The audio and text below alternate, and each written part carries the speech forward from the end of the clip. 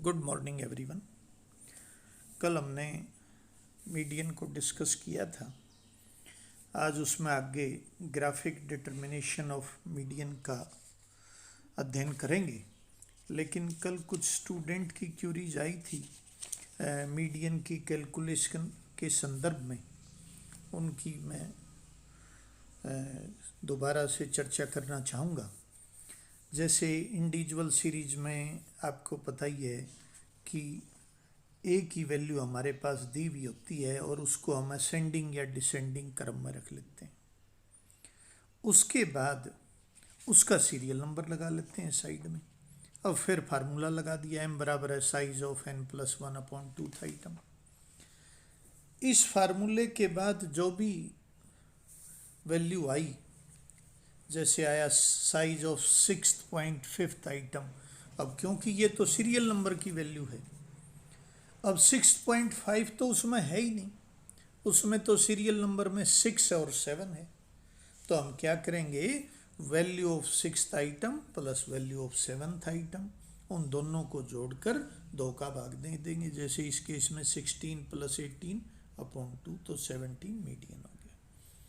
लेकिन जो डिस्क्रीट और कंटिन्यूस सीरीज है उसमें ऐसा नहीं होता।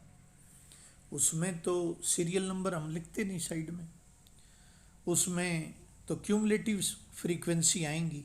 सबसे पहला काम, जैसे इसमें मैंने आपको बताया था कि असेंडिंग या डिसेंडिंग में लिखो और साथ में उसका सीरियल नंबर लिखो। उसमें पहला काम है क्यूमुलेटिव फ्रीक्वेंसी में परिवर्तित करेंगे। जो फ्रीक्वेंसी दी हुई है उसको क्यूमुलेटिव फ्रीक्वेंसी। उसके बाद m बराबर है size of n plus 1/2 item फार्मूले का इस्तेमाल होगा। और मध्य का की क्रम संख्या का मूल्य संचयी आवर्ती की सहायता से ज्ञात किया जाएगा। जो भी आंसर आएगा हम क्यूमुलेटिव फ्रीक्वेंसी में देखेंगे।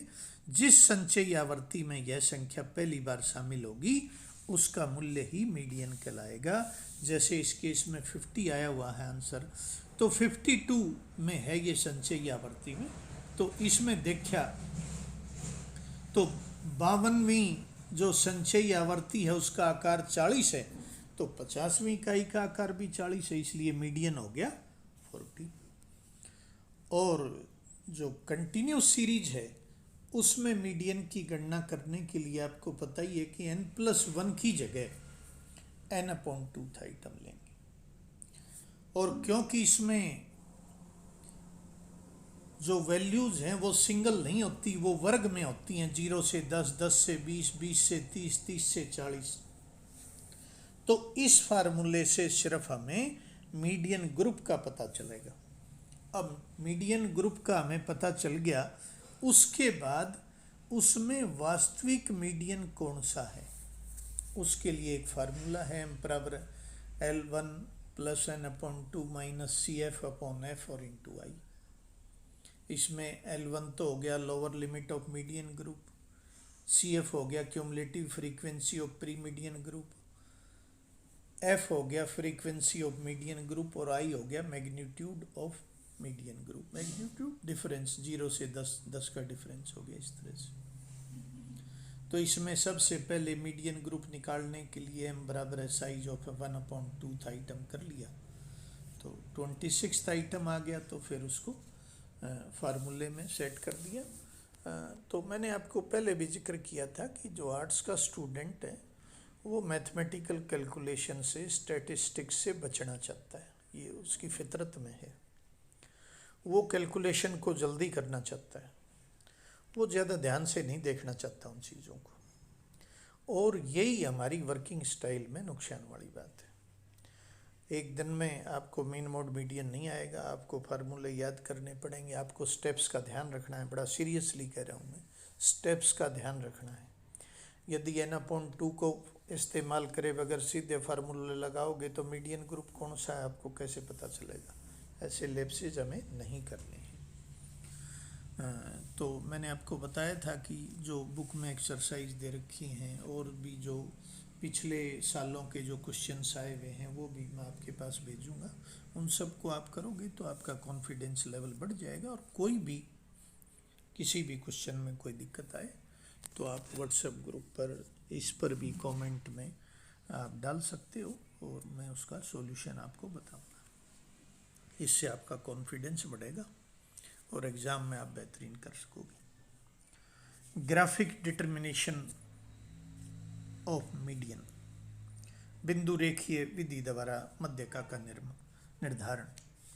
किसी भी स्टैटिकल सीरीज में मीडियन का निर्धारण ग्राफिक रूप में भी किया जा सकता है। इसे ओजाइव कहते हैं। शॉर्ट आंसर में भी कई बार आ जाता है ओजाइव किसे कहते हैं।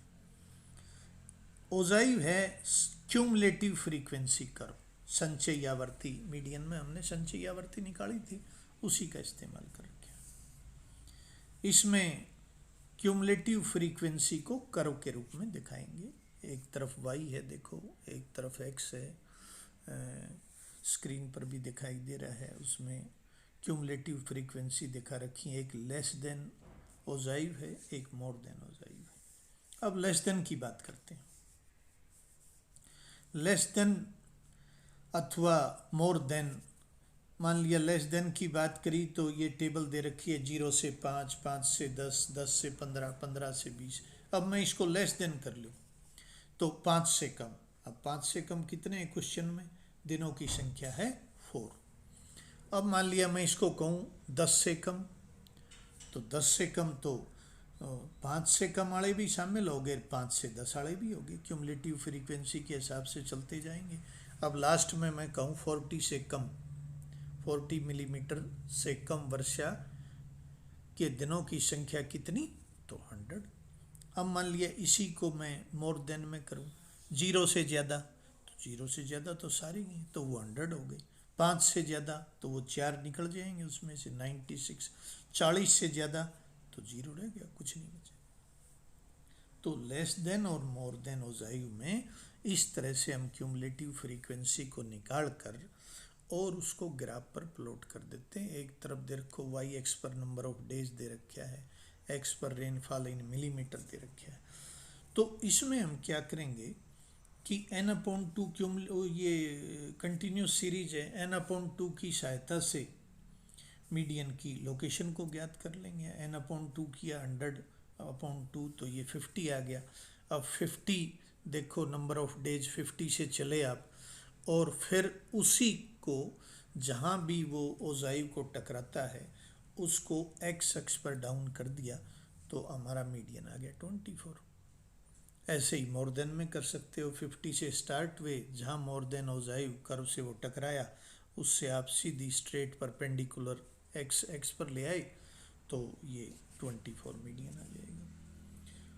और यदि दोनों कर्व को आपने साथ में बना लिया तो जहाँ ये कर्व मिलते हैं वहीं वाई एक्स से सीधा परपेंडिकुलर एक्स पर डाल दिया तो हमारे को पता चल जाएगा मीडियन का।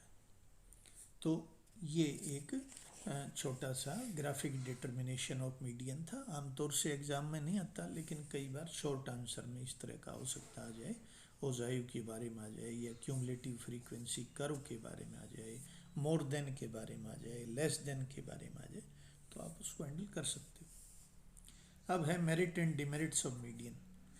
मेरिट्स में ये सरल है, एक्सट्रीम वैल्यू का कम असर पड़ता है, आंकड़ों के अभाव में भी काम चल सकता है, इसमें खुले श्रेय वाली श्रेणी में भी उपयोगी है, और जैसा आपने देखा इसको ग्राफ में भी हम कन्वर्ट कर सकते हैं।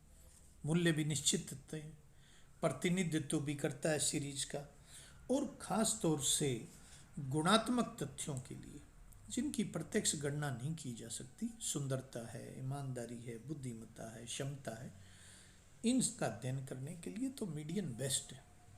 कुछ कमियां भी हैं, असेंडिंग डिसेंडिंग ऑर्डर में करना पड़ता है इंडिविजुअल सीरीज में, ये काफ़ी टाइम कंज्यूमिंग है। पोजिशनल एवरेज है ये, इसका बीजगणितीय विवेचन संभव नहीं है, जैसे हमने उसमें कर लिया था सिग्मा x/n, सारी वैल्यूज़ को टोटल करके भाग दे दिया था। इसमें इस तरह का कुछ नहीं होता है। तो ये तो मिड पॉइंट है, मिड वाली वैल्यू है, आपने देखा होगा। असेंडिंग डिसेंडिंग क्रम में लिख लिया, नीचे बीच में जो वैल्यू आई वो मीडियन है। इसमें मूल्यों का जोड़ इवन हो तो फिर दो वैल्यूज़ को टोटल करके 2 का भाग देना पड़ेगा, और इसमें सैंपल के परिवर्तनों से भी ये प्रभावित हो जाता है। तो इस तरह से ये जो मीडियन वाला था इसको आपने ढंग से कर लेना है। कल मैं आपको मोड के बारे में बताऊंगा। Thank you.